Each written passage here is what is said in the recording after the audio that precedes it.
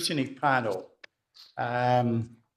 Before we start, can I make the announcement? Welcome to this meeting. This meeting has been held remotely and also in person, and will be filmed and recorded for live and subsequent broadcast available through the Council's website. The Council is a data controller under the General Data Protection Regulations and the Data Protection Act 2018. We broadcast and record Council meetings to fulfil our public task obligation to enable members of the public to observe the democratic process. Data collected during the process will be retained in accordance with Council published policies available through the Council's website.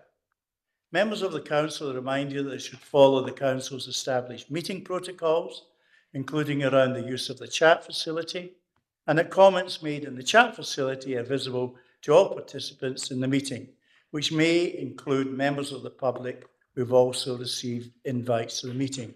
Thank you for that. Do we have any apologies or substitutions? Apologies from Councillor Crowther with Councillor Curley substituting, and Councillor Maguire with Councillor Hillier substituting. Can you move to a roll call? The following members, please indicate if you're present at the meeting either in person or remotely. Councillor Brennan. Present remotely. Councillor Tolkerty.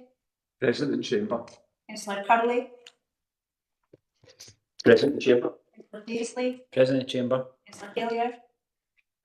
Present in chamber. Councillor Law. Present in the chamber. Ross Mackenzie. Chamber. Councillor Moran. In the chamber. Councillor Quinn. Present in the chamber. Councillor Reynolds. Present remotely. Councillor Wilson. Present in the chamber. Are there any declarations of interest? All right, thank you. Councillor Hillier, is this your first council meeting? Yes, it is, Chair. Oh, welcome and congratulations on your election. Thank you very much. We move on to agenda item number 2, performance management. Scottish Fire and Rescue Service Performance Report. Kevin. Thank you, Convener. Good afternoon. I start by thanking the collective members for attending our second Inverclyde Fire Skills course last week. Young people participated throughout the week, gaining an insight into the firefighter role and world of work, learning valuable life-saving skills, working together as a team, building their self-confidence. We congratulate the young people on their achievements and Inverclyde Council for funding the course and supporting its delivery, as well as our partners including Police Scotland, who engage with the young people during the course. Today I am pleased to present the Inverclyde Performance Report for Q2, which again provides particular encouragement in the realm of preventing fires and domestic dwellings and the variable numbers of people impacted by them. Clearly our prevention work streams have had some success, and we continue to identify new initiatives to adapt to the emerging incident types that we face. I'm going to hand over to Group Commander Rod Anderson to provide further analysis and context to the performance data. Thank you, Rod. Thank you, Chair. Good afternoon, everybody. I'll not take you through the report line by line. I will go through and announce the key highlights from the information contained within it. As you can see within the activity summary on page 4 of the report, this quarter we reported an increase in our critical levels in the year-on-year figures across all but one showroom. Provide some further detail around that as we go through the individual areas of the report. Moving accident dwelling fires. The continuing trend of reducing numbers of accidental dwelling fires in Inverclyde is broadly in line with the national picture. Where earlier this month, SFRS, the service, announced that accidental house fires are at the lowest levels for 15 years in Scotland. This is largely due to the increased focus on prevention activities undertaken by both our operational crews and our community action teams. And this includes our home fire safety visit programme, widespread community engagement around fire safety in the home, and our close working relationships with our partners. Although we can report these reductions, all the house fires that did occur in Scotland, more than 1 in 4 didn't have a working smoke alarm present. And this is why we continue to work hard on our prevention activities to reduce accidental dwelling fires further and to improve the safety of our communities. Looking at accidental dwelling fire casualties. Accidental dwelling fire casualties in Inverclyde historically been low, and again this quarter we've seen a reduction in the year-on-year figure, following a small spike of 3 last year. This reduction in the associated low historical figures of casualties resulting from accident dwelling fires again highlights the importance of prevention activities that SFRS undertakes and continues to undertake within our communities across Inverclyde, both in general as well as in the more targeted approach in conjunction with partners to ensure that those most at risk from fire are identified, allowing early intervention to improve their safety. As stated in the report, in terms of unintentional injuries and harm, there was an equal split in special service casualties this quarter between incidents where SFRS attempted to force entry to premises and road traffic collisions. The trend of the previous quarters has been that most of the casualties in this, within this indicator have resulted from the former incident type, as well as an increase in the year-on-year indicator of special service casualties shown here. As seen in the activity summary on page 4, there was an overall increase in the number of special service incidents attended by SFRS quarter within Inverclyde. Those figures have seen an increase which was driven by an increased number of affecting entry incidents, with 18 this quarter compared to 15 in the previous year. And we also attended 17 flooding incidents compared to 12 in the previous year. These figures are broadly in line with the national trend. Road traffic collisions also saw a slight increase this quarter compared to the same quarter last year, going from 4 to 7. The Scottish Fire Rescue Service continues to work with our partners in Police Scotland, the local authority, and Road Safety Scotland to deliver road safety education across Inverclyde. This includes engagement within schools during our fire skills courses, with youth groups, as well as specifically targeted engagement aimed at new and older drivers. Moving to delivered fire setting, as is highlighted in the report, the year-on-year figure for delivered fire setting in Inverclyde remains static, with a 3-year average showing a 15% reduction. This is in line with the current national picture regarding delivered fire setting. As mentioned earlier, within the statistics released earlier this month, the statistics show that delivered fire setting across Scotland is at its lowest level since 2010. Again, this is not something which the service takes for granted, and although the number of incidents is now at its lowest level, 55% of fires attended by SFRS are still deliberate in origin. Therefore, we continue to carry out our general engagement and educational activities related to fire-related antisocial behaviour alongside our partners, as well as more specifically targeted approaches, for example, our fire skills courses and fire centre interventions. Within the report on the topic of non-domestic fire safety, the road report highlights the increase in both the year-on-year and 3-year average indicator for non-domestic fire safety. This is again an area in which Inverclyde has historically had a low number of incidents. Non-domestic premises are required to have an appropriate fire risk assessment in place, and where a fire does occur in one of these premises, it's deemed that that risk assessment has failed. The premises will then be subject to a post-fire audit, either by an SFRS auditing officer or a fire safety enforcement officer.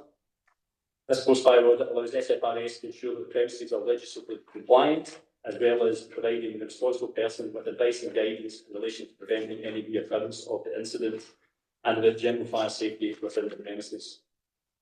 As well as post-fire audits, a fire safety enforcement team carry out routine audits of non-domestic premises, subject to Part 3 of the Fire Scotland Act.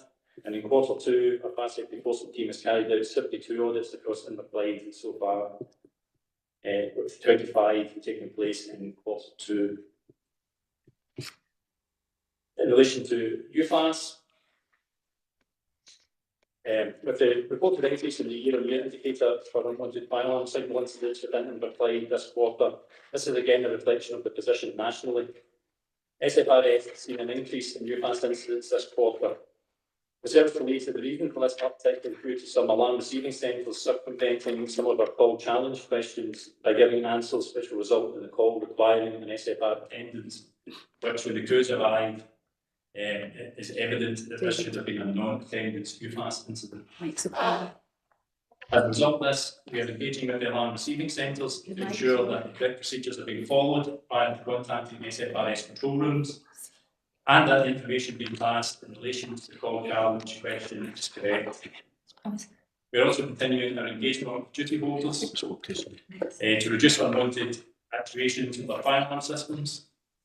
And it's through this ongoing work and a change of UFAS policy and procedure that we see a reduction in the 3-year average indicator for UFAS incidents and their associated costs.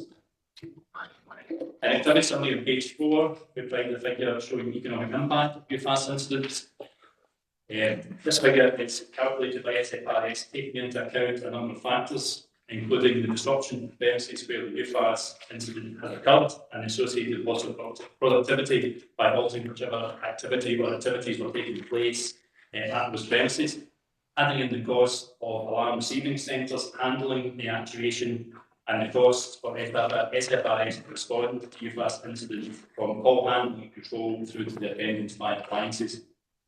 The financial cost of UFAS and applied each quarter reduced considerably after the introduction of our new UFAS policy and procedure. In Q2 of 2022-23, the cost was £198,970 for UFAS incidents, which dropped to £63,040 in Q2 last year following a change of Rod, is that figure in the report? The figure for Q2 is in the report. The figures for the previous quarters, no, they're not highlighted in the report. So the £63,040 in Q2 last year was after our UFAS policy changed. But with the increase in UFAS incidents we've seen in this quarter, as I mentioned above, we have seen a slight increase in the economic impact and has risen to 84,710, which is shown in the report. That concludes the section of the report. Just to finish, I'd just like to touch on that. Obviously, earlier this month we had a bonfire night, so I felt it would be prudent to provide some initial figures around SFRS activity and applied over the bonfire period. I will caveat this that these figures are preliminary, and some fire reports may not yet have been completed and submitted.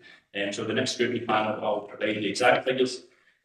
But based on the current interim figures, between the 1st of November and the 10th of November, we attended 10 bonfire-related incidents across Inverclyde, only 3 of which were deemed to require firefighting action. The remainder were risk assessed and deemed to be in a safe location and under adult supervision. And additionally, we attended 6 refuse fires in that same period, with 4 of those occurring actually on the 5th of November. So that's where we stand with our interim figures. I'll provide that more detailed report on that when we deliver on our scrutiny report. Thank you, gentlemen. Colleagues, any questions for Kevin or Rod?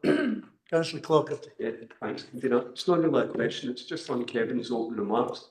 Kevin, I was lucky enough to go up to Port Glasgow Fire Station with some of my colleagues, and it was really just to pass on my thanks for the hospitality shown. It was a really good day. I was really impressed with the young people from Inverclyde. I think first and foremost, and well done to our team as well. I think it was well worth it. And the feedback we were getting from the young people at the beginning of the week to the end of the week showed a marked difference in what they've actually, their appreciation of what you do as firefighting. So again, just thank you.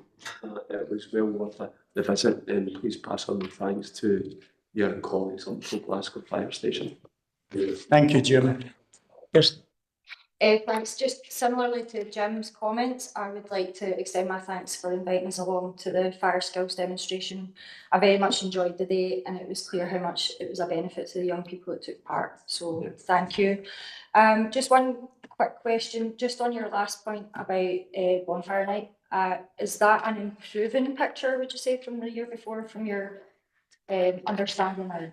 Yes, based on last year's figures, that's a slight reduction compared to what we had last year. It's not a huge number as it is. It's fairly low compared to a lot of areas within the country, but it is a slight reduction compared to last year's figures. Thank you. Chris. Thank you, Peter. And before I start with Peter, I apologise if this has already been covered in a previous meeting of this committee, but I'll just touching base on your comment about the attending the fires and 1 out of 4 having no smoke detectors. What about the interlinked smoke detectors? Do you have any sort of intelligence about how successful that's been so far? If you're going to the other 3 out of 4, have they all got interlinked smoke detectors, or is it the more old-fashioned kind of smoke detectors that are still prevalent in houses? Thanks, Councillor. Yeah, in terms of the prompted attending to smoke detection, it's still we're still finding the mix. Not everyone has yet got themselves up to the minimum tolerable standard, but we are seeing an increase in the underlying smoke detectors. And then since we're going to, I can certainly do a bit of digging into that and bring back some further figures on that. But we are still seeing a mix. There's still the legacy standalone type detectors that were the most common are still out there, and probably will be for the time to come. But we are seeing an increase in interlinked detection being fitted to meet the tolerable standard. Just a supplementary, if possible. Yep. Is that a national picture, or is that and if it is there plans by Scottish Fire and Rescue to actually undertake a bit of publicity about that on the with respect to the prevention of fires aspects of your role? So that is a national picture that must be able to implement.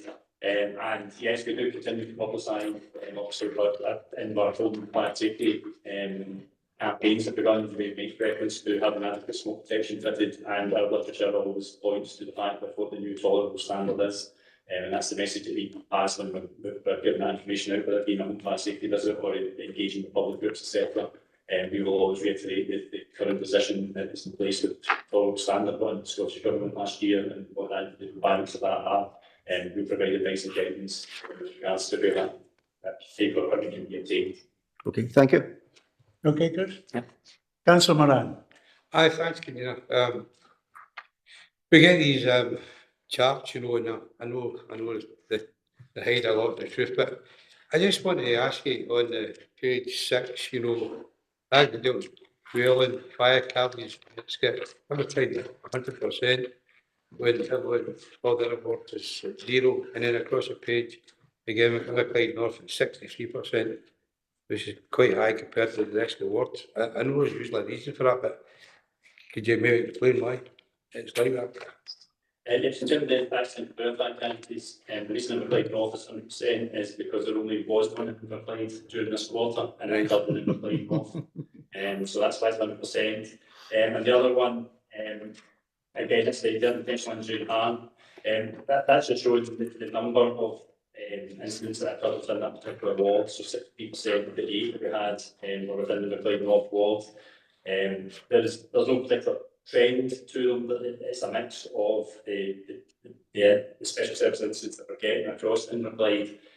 So it's a mix of both assisting other agencies and road traffic collisions. I couldn't give you the exact breakdown, but I can certainly find it out. But the potential is that we're looking at potentially demographically and such, so that there could be older people there where we are being asked to effect entry on behalf of the ambulance, etc., because someone is fallen, etc., or taken out within the house. And that could drive that particular statistic being higher within that ward. All right, no, I knew there was a reason for 100%. I suppose you can't divide one up, can you? You don't want to fire the whole. You're half. Provost. Thank you, Convener. Just one pedantic point. But I'm sitting here, my brains. Page 5, accidental building fire, main source of ignition. Food applies, electric applies, but there's one that says natural occurrence. A bit of a volcano I've heard about it. Can you shed some light on that? I don't have the exact quotes. It could potentially have been something like a lightning strike, or it could be something due to sunlight passing through a curved object and causing so it some of that effect, something where a natural phenomenon has resulted in the source of ignition. But I can certainly look into things and figure exactly what it was. The report is the can see. I'm sure we'd all be delighted to know. I'll make sure I figure out exactly what the cause was. Again, I would like to thank you for the training day. I couldn't manage on the Friday. I was there on the Thursday. Provost, thank you for presenting the certificates on the Friday. And Hugh, thanks to your staff. I was quite impressed with how they conducted things. Myself, I managed to get there at a lunch break, so I spent some time with the youngsters, and I found it very useful indeed. One particular thing was that the SPT were concerned about antisocial behaviour on buses. And I was wondering if the under 22 pass was causing problems. And I really gained from the youngsters, they were unanimous, that they needed to use the under 22 pass in the evenings. They were going to Scouts, Boys Brigade, things at school, etc., etc. So whereas some of my colleagues at SPT would like to put a curfew on, let's say 7 o'clock at night, they quite convinced me that that wasn't necessary. So it was very useful in many different ways. And thank you very much indeed. Thank you for your report, gentlemen. We move on to agenda item number 3, Police Scotland Performance Report. Chief Inspector, or Chief Superintendent, sorry. Dear me, what a mistake. Yeah, that's unforgivable, isn't it? I think I'll leave the committee after this one. A couple of things I just want to pick up on subject to the previous report. So in relation to your comments around under 22s, I would say, as we see with every instance of youth disorder, it's a small minority of people who ruin it for the majority. So we do have instances, but as always, the people who cause the trouble will always rise to our attention. So I agree with you. I think the benefit vastly outweighs the challenge that's presented. That's interesting. Secondly, pleased to report that there's no reported volcanoes been reported across Inverclyde. So I'll take you on to the report itself. I'll address the elephant in the room, which is the committee will know that I'm moving on to a new role in the Specialist Training Division. And I want to formally record my thanks to the convener, to members, and of course to officials for your support and assistance whilst I have been in post. And genuinely say, with true meaning, you do provide scrutiny for the communities of Inverclyde, as is your legislative function. While I appreciate that change will be an inconvenience for you, I want to provide a little bit of assurance that once the divisional commander has been appointed, I will ensure there's a formal handover, including some of the challenging things that we've discussed in previous committees, including the emergency session that we had on the estates matter. So I will ensure that that's addressed. And of course, we do have consistency, because the reality of policing is most of the heavy lifting is done by CI Docherty and his team, and I just simply get to take some of the glory and some of the challenge. Also, probably just want to put on record my thanks to those that carry out that heavy lifting. So the teams, the officers. My experience, 28 years in the service now, it's probably one of the most challenging times in terms of public expectation, public scrutiny and public demand that placed on officers. And on the whole, they do a very incredible job, and I know they've had very good, strong support from this committee. But I want to put on record my thanks. I'll now take you into the report itself. It covers the period up to the end of August 24. I won't go through it in its entirety, but I'll teach you points, and we'll start with incident demand. I'm pleased to report we have a 5.8% decrease in terms of overall crimes and offences which are being reported to the police. And in comparison to that national level, we are showing a positive trend when the national level shows an increase. Overall, our detection rate has risen from 64% to an impressive 70%. And I say impressive because I know we would all seek to achieve 100% detection, but the reality is that some of the people we engage with as a service do not wish to engage with us, and therefore we have non-cooperative witnesses for a host of complex societal reasons, and as such, achieving 100% is always going to be a challenge. So I think 70% is a very positive detection rate. But what I would always say is that prevention has to continue to be our focus, with preventing and detecting crime. Additionally, we've seen a drop in police incidents, just over 7,500, 7,700, in part thanks to some of those silent 999 calls being remedied. But we do see growing demands placed on our officers from other services, particularly as services close down, and I've touched on that in previous committees. We also see growing areas such as thefts, which I'm going to come on to in terms of some of the challenges. When you consider violence, violent crime has risen by just over 7%, 352 recorded incidents. Whilst I do find that personally disappointing, I take a small degree of comfort in reporting that serious violence has decreased by 8%, and that totals 44 cases. Minor violence has increased, mostly due to common assaults, which resulted in no injury. And I don't in any way play that down. Our detection rate for violent crimes remains stable at 65%. Many of the violent crimes we deal with, as you know, happen in the private space, which limits our ability in terms of CCTV and independent witnesses. And again, we are very much at the behest of those who wish to cooperate or not cooperate with us as a service.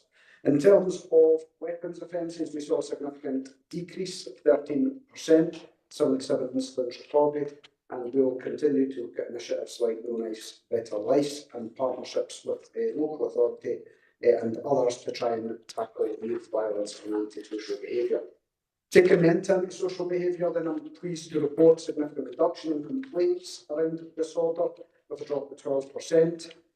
Vandalism is down significantly by 15%, and I'm pleased to concur with the fire service that we have seen a significant drop in willful fire raising. Again, the key part of that approach to tackle and trying to remain on top of willful fire raising is the partnership activities that are underway.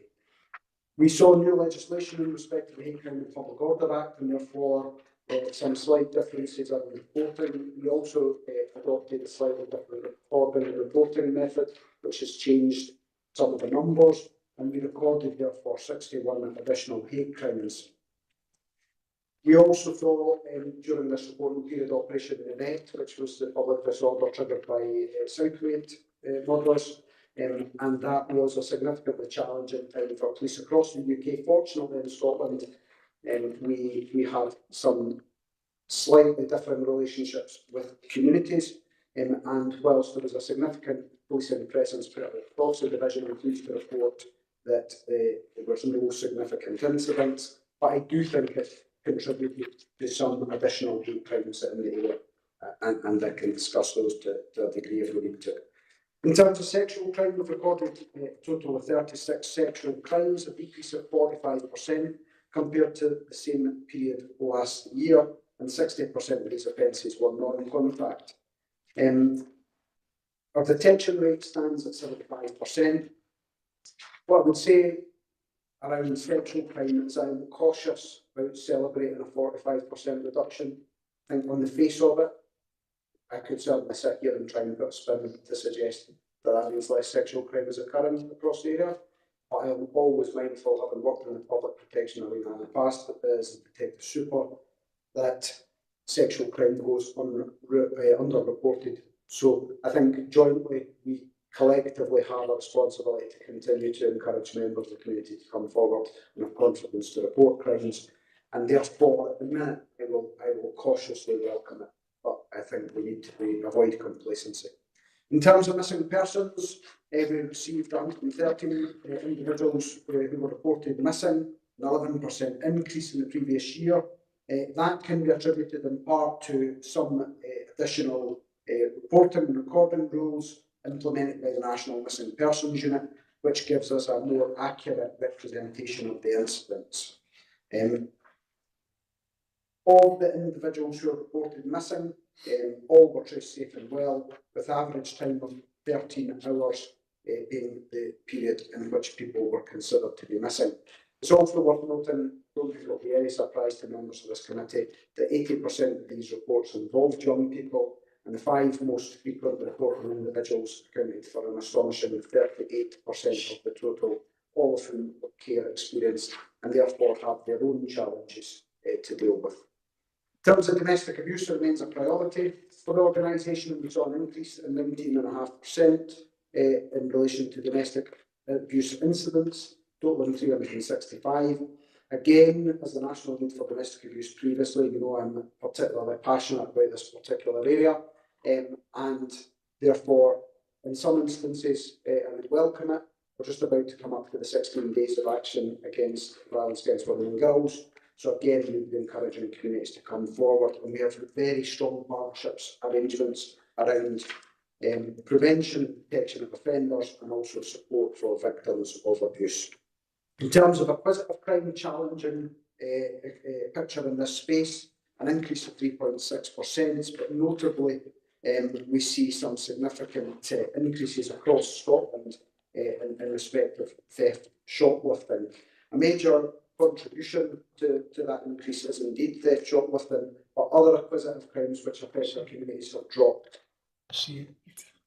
And as such, we've seen a 31% drop in reported fraud, 30% drop in reported housebreaking, and our detection rates for crimes of dishonesty is 52%, significantly above the national average. In terms of road safety, we recorded 14 road traffic casualties, 54% decrease on last year, no fatalities in police to report, and reductions in serious injuries by 6 and slight injuries by 11. And coming into this winter period, as we start to see difficult road conditions, our commitment to child safety and road safety remains significant.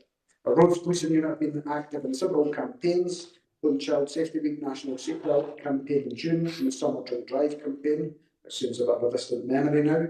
We also had the Motorcycle Safety campaign in August, and we have the support of the West Safety Camera Unit. We recorded 545 speeding offences, and we will continue to collaborate with partners to enhance road safety across the Inverclyde area.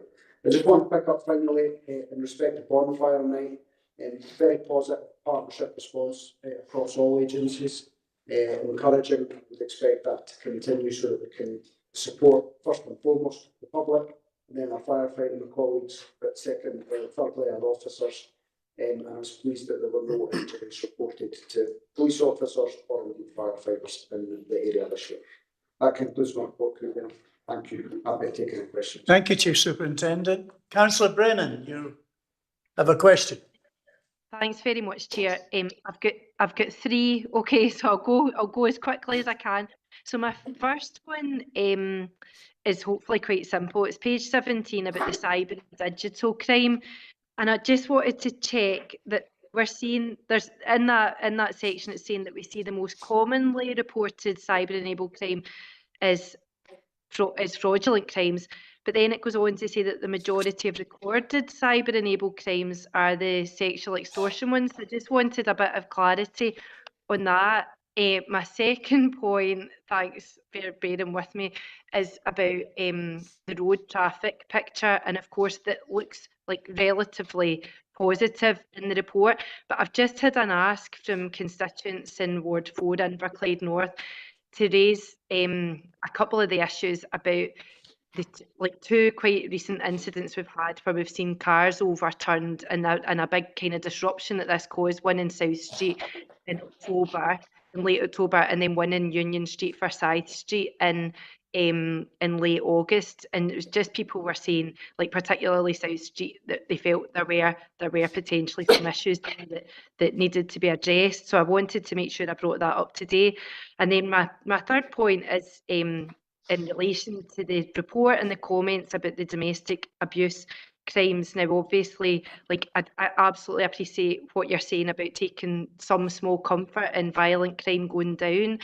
So I suppose what we would have to take from that is that we've all got to take a lot of discomfort in the fact that domestic abuse is absolutely on the rise here in this report and indeed across Scotland, that and new figures just coming out this month show that it is rising significantly. The vast majority of victims are women attacked by men, and 90% of incidents taking place in a home setting. So it's utterly appalling. And why it's important is because until women feel safe in society, then they can't take full place in society that is absolutely owed to them. And I do very much appreciate your comments about it, but I think I would just like to hear a bit more from you about the changes in the reporting and what we think that might mean, and just other actions that are taken. You raised yourself the 16 days of activism that's starting on the 25th of November. Now, I think I really welcome your comments on that, so I'm glad that we're all aware of it on the committee, and I think it's something that we could all maybe even make a personal commitment to see ourselves taking some sort of action during that period. And it would be great to hear from yourselves if there's anything more that we think we can all be doing on that really challenging issue. Thanks very much, Chair. Well, you got your money's worth there, Councillor Brennan. Thank you, Chair. I wanted to just be interrupting, just reminding the Superintendent McCready in relation to the question regarding the 2 road traffic accidents. They should be aware they could, for all we know, be subject to the there may be some judicacy, and obviously it wouldn't be appropriate to make any specific comments, but you'll be aware of it. I'm sure you're too wily for that, Chief Superintendent. But I do notice that's twice I've been invited in this session. Oh, I'm joking. Chief Superintendent. Yeah, thank you. I'll take them in reverse order. So first and foremost, let's start with domestic abuse. As I say, I was a national lead for this. With Scotland, in many aspects, whilst we have our challenges, we were considered amongst our European world partners to be leading the way in terms of our response to domestic abuse. We have a three-tier model. The first tier is, of course, our local policing response, which is subject to significant training. And I think part of the increase in recording will be thanks to the Domestic Abuse Scotland Act being introduced in 2019, although it's the 2018 Act, and also the enhanced training they've had to identify not just physical abuse, which we might always consider to be that traditional view of domestic abuse, but also coercive and controlling behaviours. And I think the public also are much more aware as our partners and less tolerant. So, there is, of course, the regional support with the Domestic Abuse Task Force, and we have a divisional domestic abuse unit as well. So there's three tiers of scrutiny applied to domestic abuse. I have personally signed the From Pledge, as did the previous Chief Constable of Police Scotland, commitment to tackle, to stand up against violence against women and girls, and perhaps that's something that the authority might consider if it hasn't already, and it may have done and just not cited. In respect of road traffic offences, of course, we'll take that off the table and we'll have a look at that separately. I'll not take the committee's time to discuss the details of these individual incidents. In respect to the cyber, I apologise if our language was slightly clumsy. Both of these things, cyber-enabled fraud, is, of course, commonly reported, and it's something which we see continue to rise across the UK in terms of complexity.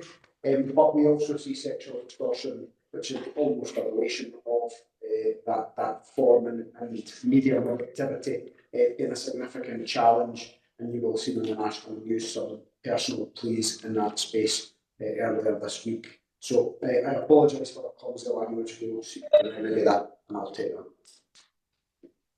Thanks very much. Okay, Francesca, happy with that? That's great. Yeah, thanks very much, Chair. Thanks, Chief Superintendent.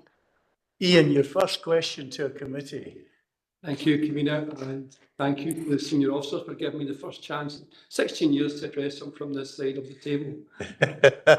I know things have changed dramatically, and I'm not ever going to sound like the old dinosaur, because that would be a very, very different world. I was just touching on the shoplifting figures, which you said was 55% increase in shoplifting.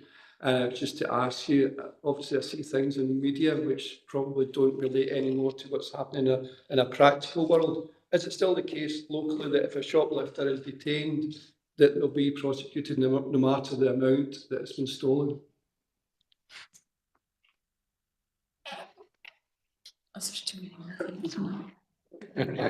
Thank you. So I've covered this at previous committees, but we have a range of options available to us, and equally there are a range of, as you well know, motivations for theft by shoplifting. So starting at the most extreme is the organised crime element of it, and if the most compassionate, if you would like to call it that, is those that are stealing to live and feed themselves or their children or family members.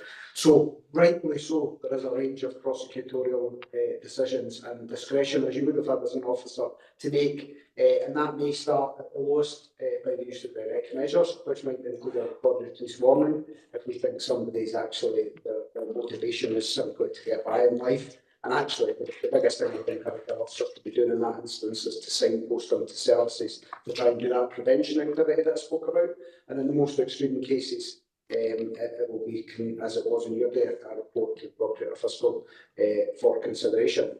Chief Inspector Doherty's touched on this in the past. You know, I think when we touched on shoplifting, I think you cited an instance where there's 32 times a person was reported to the Crown courts before they were remanded in custody. Now, I'm not passing any opinion on that because that's not my jurisdiction, no pun intended. But the reality is, we will continue to do what we feel is the most appropriate thing based on the circumstances presented. There are also a range of other factors responsible for this, because not all of this sits in the police. There is a personal responsibility for retailers to try and prevent the loss of their stock, and increasingly we see premises where, right or wrong, and you will all have your own opinions, security are advised not to lay hands on individuals, which means we have a reactive inquiry as opposed to a detained person and an investigation. Thank you. Okay, Ian? Yeah, just to clarify, Chief Superintendent, so if somebody is a repeat offender, is there like an exclusion zone or something put on to stop them from returning to the shop?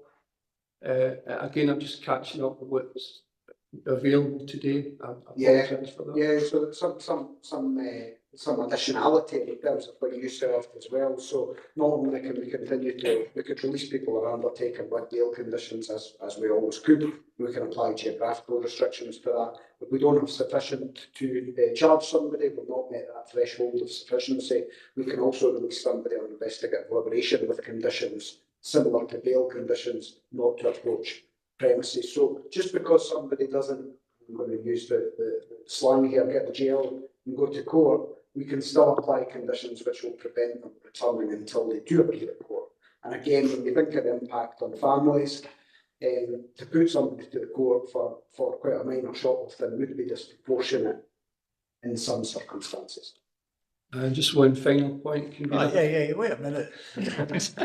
With respect to the festive period, we would be expecting additional patrols, especially in the town centre, and especially in my ward in Guru. We're always looking to see that police presence. We have dipped into our pockets, and we will be resourcing additional foot patrols for the festive period. Thank you very much. Thank you. That's it, Ian? Thank you Very very good. much. And again, welcome. Councillor Clockerty. I'm not sure who is. I'll take Councillor Clockerty and I'll give you the floor after that. Councillor Daisley. I suppose it's just one comment for the Assistant Chief Constable and also one question. I'll do the comment first. It's just bearing in mind what you just actually said there. There is a marked, I'm always on about the Clyde having its share of the cake when it comes to policing as well. And I think over the last couple of weeks, we've seen additional resources being placed in Clyde. Over the weekends, there's a tangible bit in Greenock Town Centre. You've seen additional resources being put in there, even so much so about the road traffic checks. We've seen a number of road traffic checks being done as well. So again, from a point of view, you're talking about Gourock Central, but from Greenock Central, where most of the population is, there is certainly a marked visibility of police. So I would commend you for that and thank you for that. My comment is on the hate crimes, and it's very difficult. So we've got, it's a new legislation that's come in for hate crimes, with 61 hate crimes reported. We know it's been a difficult period of time for the police, especially over the last few months. It's just to get a sense of what that 61 hate crimes were. Was it, is there a way, you know, was it violence? Was it graffiti? Was it emails? Was it just people shouting? Is there a sense? 61 seems quite a big figure, but it'd be good to know whether or not we've got an issue within Clyde. Chief Superintendent. Yeah, thank you. Really good question. But thank you first and foremost, just to give you some assurance in terms of the roads policing assets, because I know it's been of interest to this committee in the past. And I will ensure a brief from my successor in that respect. I spoke to one of the senior leadership team of the roads policing division from Police Scotland, and again just reiterated our expectation. So they do have unmarked vehicles down here almost on a daily basis, and the motorbikes this is the small patrol area. So I think David was in a meeting where I challenged them. So just to give you some assurance, I do push back on that. In terms of the hate crimes, there's a couple of things affecting this. One is the new legislation.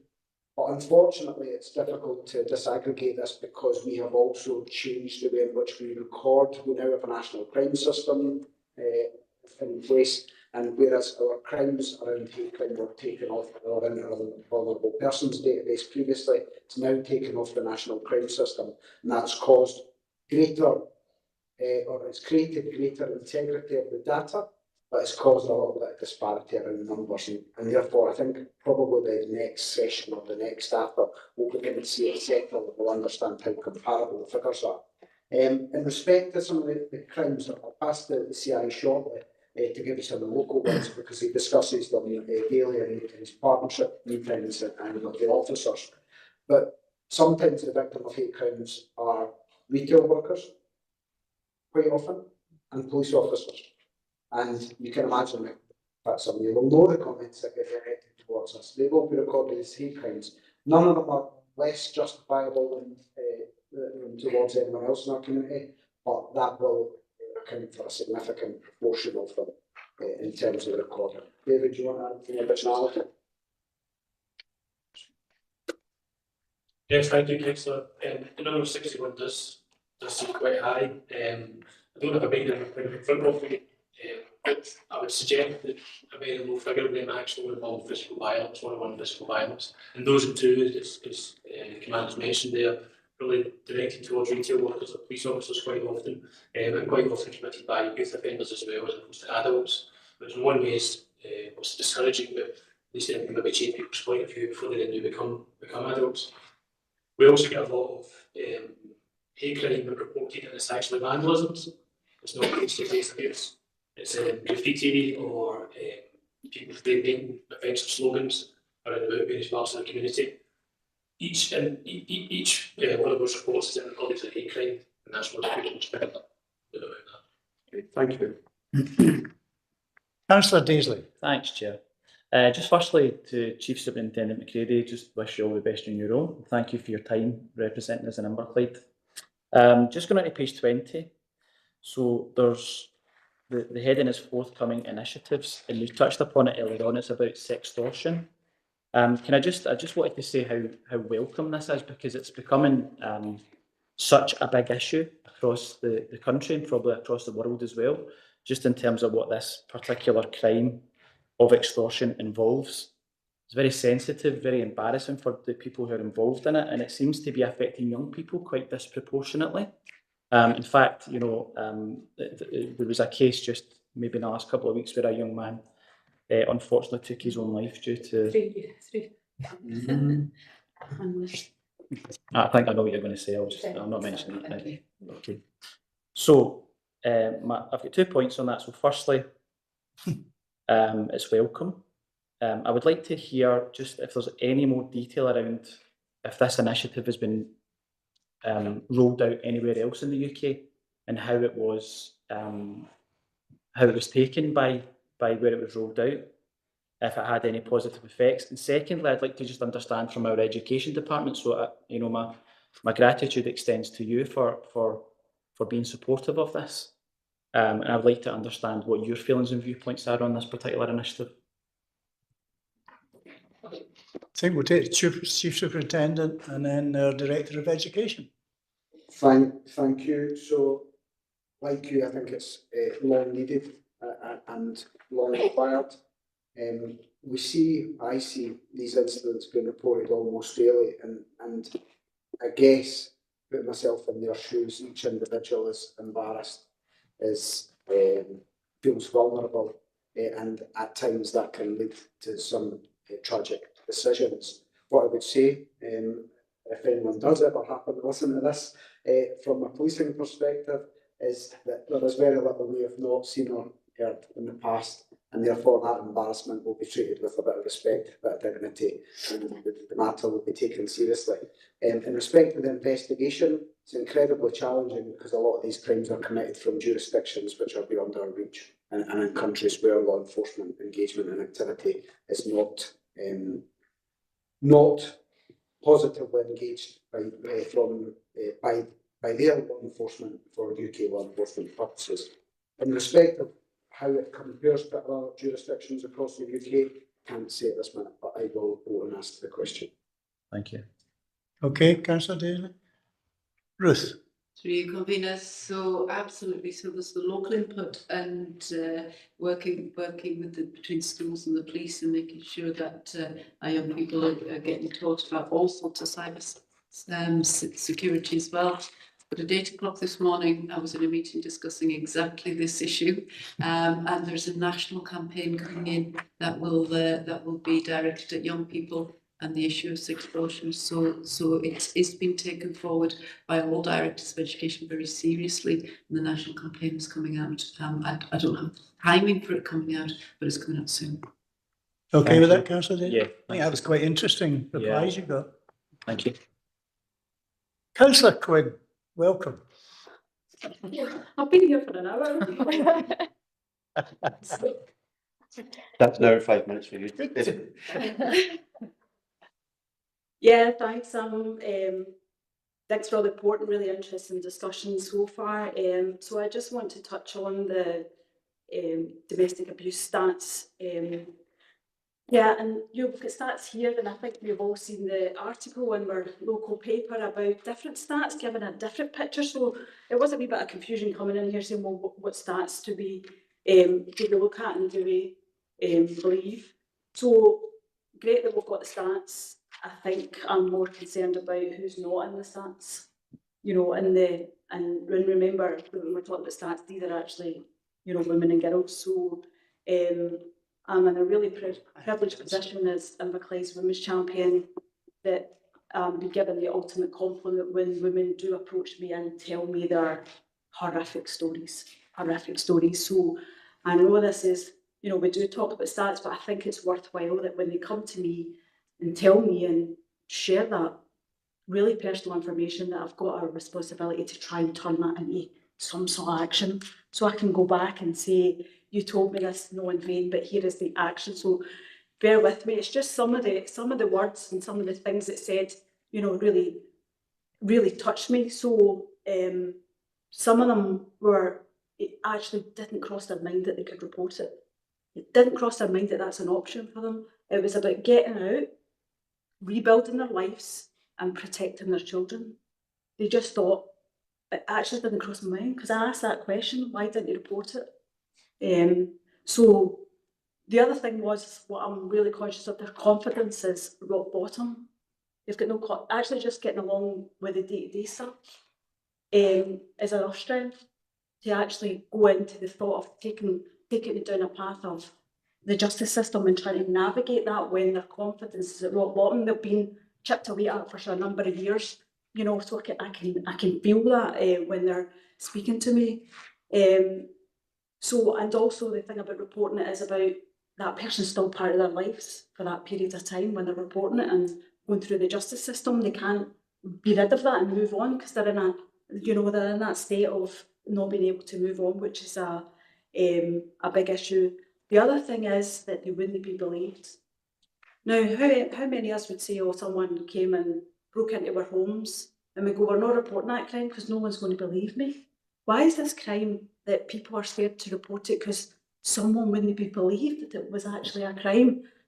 I mean, that's surprising. You know, surprise me because that's the world we're living in. They've got a fear that they won't, and that's about victim blaming and shame and all the rest of it. There's reasons why that, but that was the big thing. You know, and I think it's about that coercive of control. So it's great that we're starting to talk about that, you know, that we recognise that now, and it's not a right, you've not got any physical bruises, so no one's going to believe you. So I think we're getting really, really better at that. But the another thing was about agencies and the fact that they potentially going to lose their kids. Someone will not believe them, they'll be made out to be the problem, and the biggest fear a lot of women in our community have got is someone's going to come and take their kids from them. So I'm sorry about sharing that information, but I think I had a duty to give you the people behind the stats. So I actually spoke to some that are in the system, and it's far too long. It's, you know, that's not for yourselves. That's obviously the justice system is too long, but I don't think that's within the remit of this committee that we can have any say on the fact that the you know, justice is taking so long.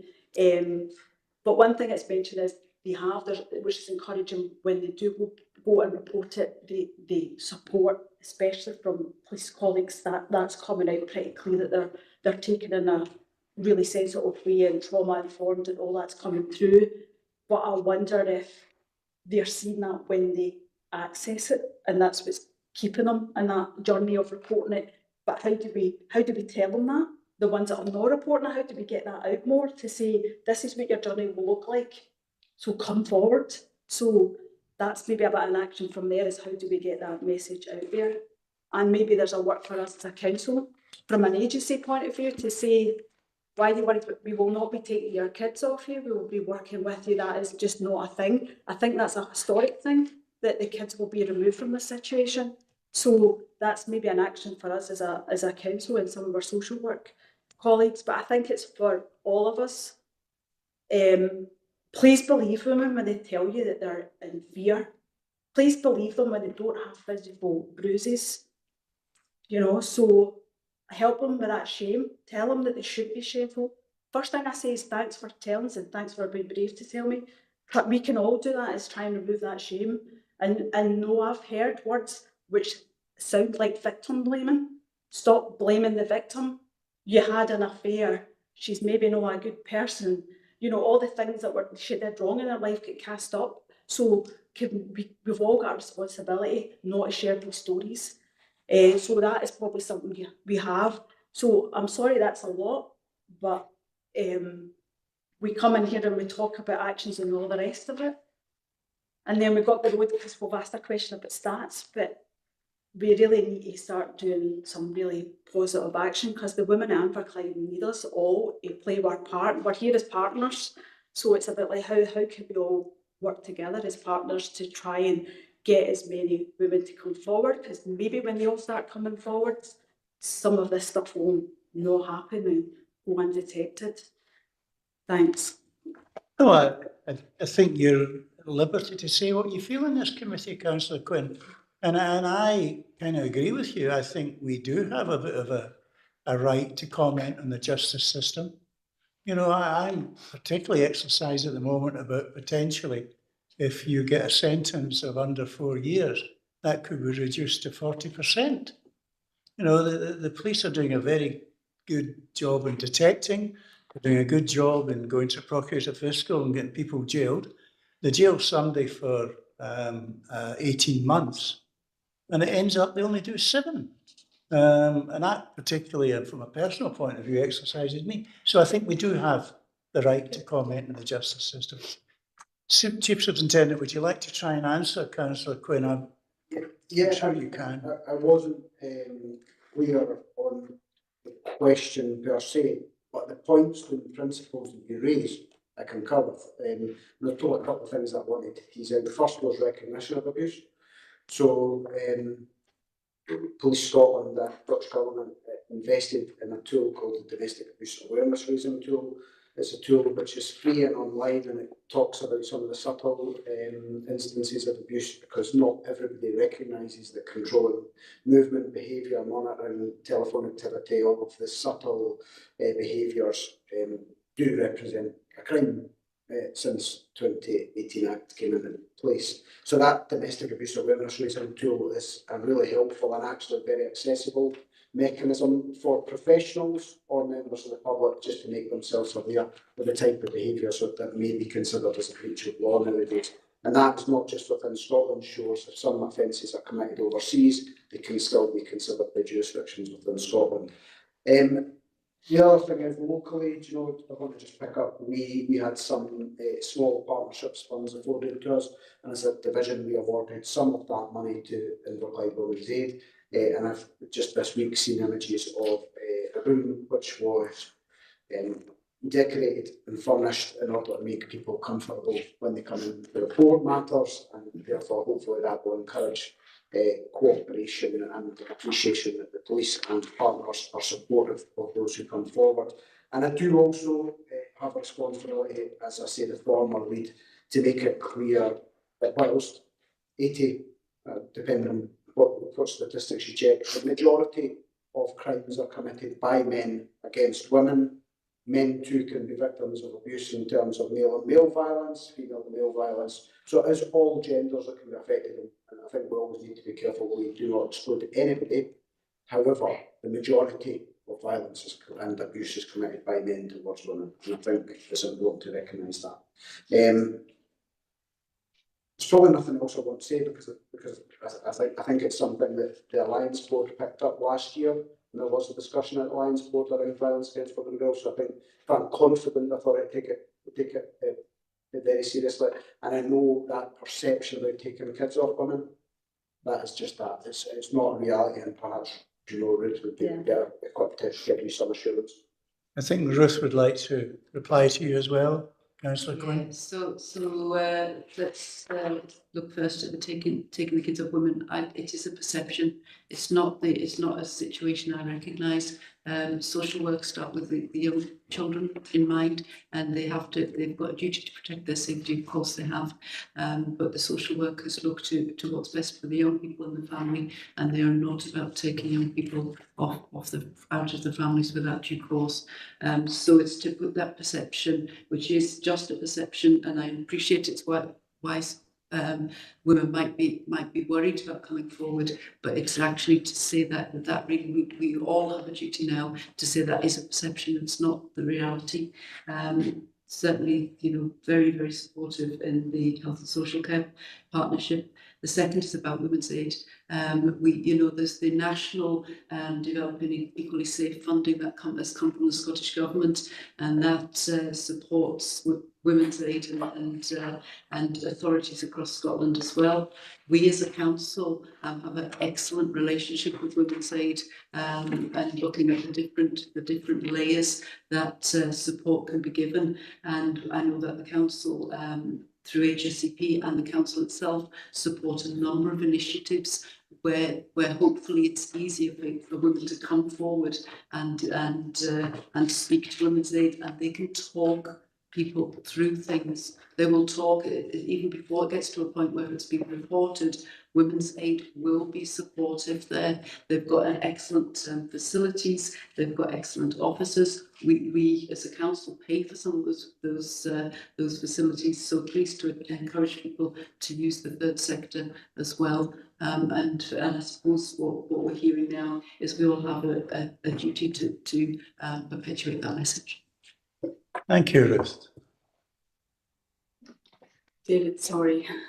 Yes, we'll let Ruth I do, because when I speak to the women, I was on the adoption parents panel on the other building on there, so I can reassure them because I was involved in the system, so I can personally reassure them that that isn't a reality now. It's just how do we get that? So we know this as people in this room, the message is not getting there, so it's something we can do to make that statement known, because that is a thread that came quite, accessing support or going to Women's Aid, or that's a prevention. What we're saying is the system's great once they're accessing it, but that's a barrier. It's just how do we get that information out to say, look, the system looks different from what you've heard or from that historic. So we're not going to answer that today, but whether that's through the Alliance to see if we can somehow get that message out to our communities. I think you've heard from the Chief Superintendent and from Ruth, there is an awareness of the situation. Absolutely. Very much so. And I think it was good that you raised it. Councillor Curley. Yeah. Thank you, David. Oh, switching my light off there. I suppose I've got a couple of points. I think my main point is in relation to the incidence of hate crime. Now, I'm conscious that the officers are saying about there wasn't significant events in Scotland, similarly to what happened elsewhere in the UK following the tragic events this summer. But it does seem to have been a bit of a catalyst for some Islamophobic graffiti in Inverclyde. Principally, I've noticed it around Port Glasgow, and it does seem to be a small group, if it's not only a one person. And I think I've noticed about 5 or 6 times that one Gable End has actually been painted in Port Glasgow.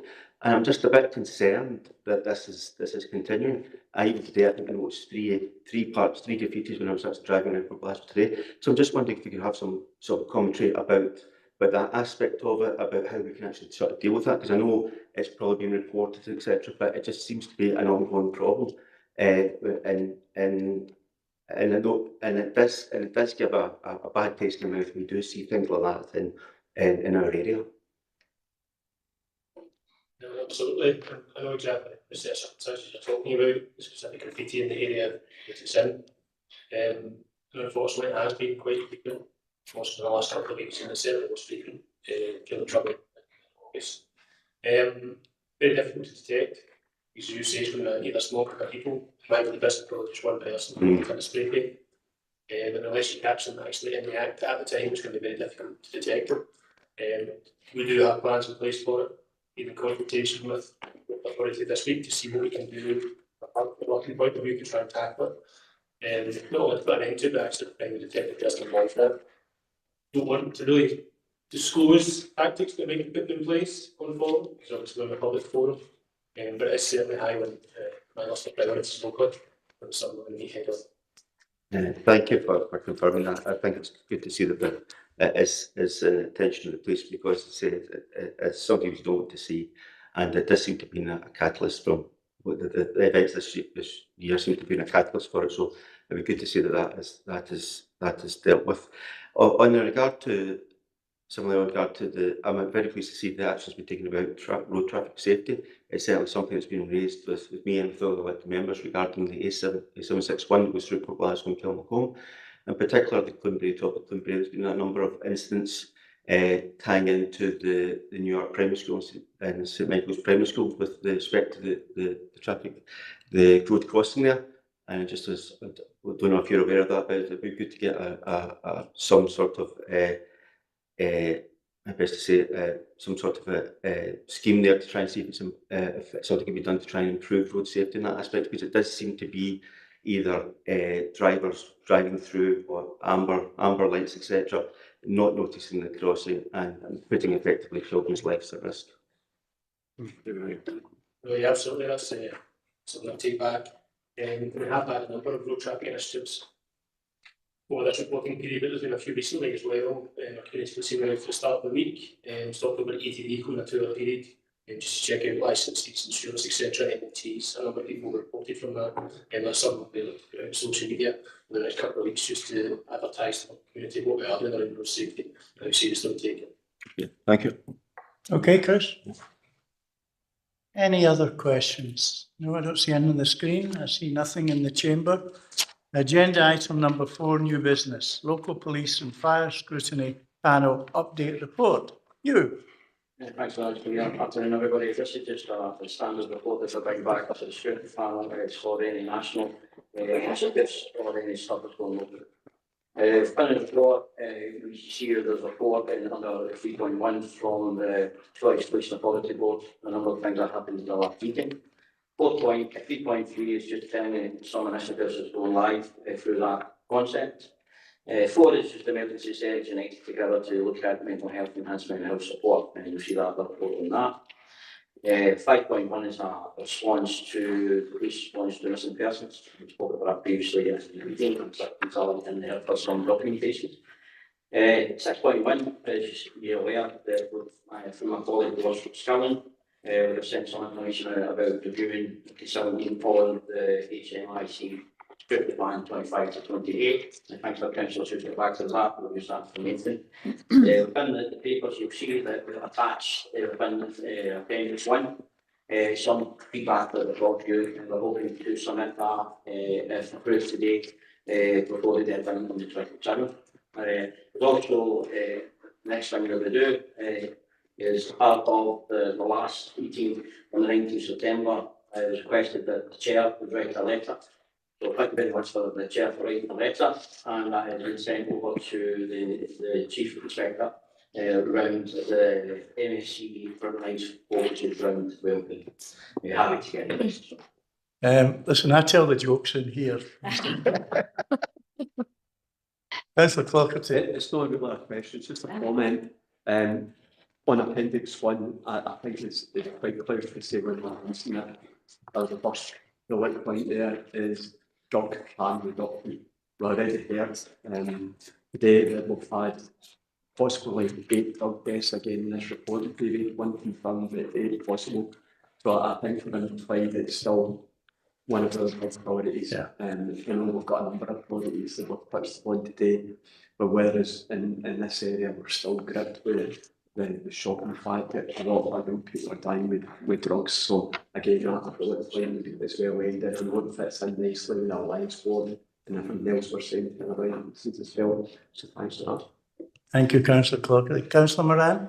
Aye, Commissioner, I mean, I just want to say it's fantastic to hear this, that mental health be rolled out, because Chief Superintendent was in, I said the day we went to visit Helen Street, the day before there was a thing about the police forces in England were refusing to answer emergency calls for mental health because they just didn't have time and resources. I know the Chief Superintendent, we spoke about it, and they were very keen to emphasise it. There wouldn't be anybody phoning any police office here and people refusing to act on the phone call. But it wasn't the right appropriate place for it to go. It had to go to a right mental health professional. And I think the police have done a fantastic job here with this mental health pathway, which means that everybody does go up, I'll go to the right person for the right help. And it definitely was unfair that our officers, they had to deal with that at the source. Now they've got a tool where they can get help for the help is needed. It says there, sometimes all it takes is a phone call. Somebody talks to someone on the phone.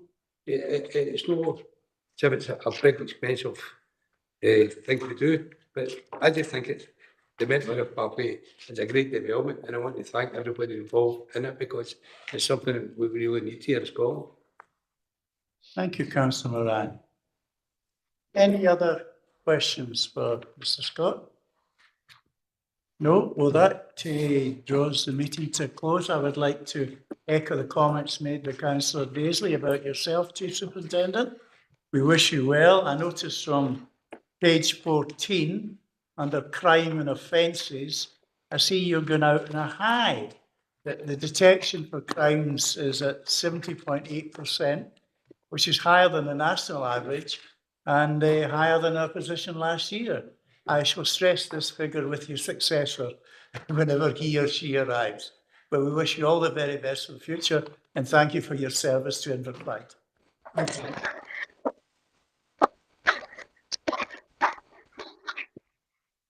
Thank you, everybody. The meeting's finished.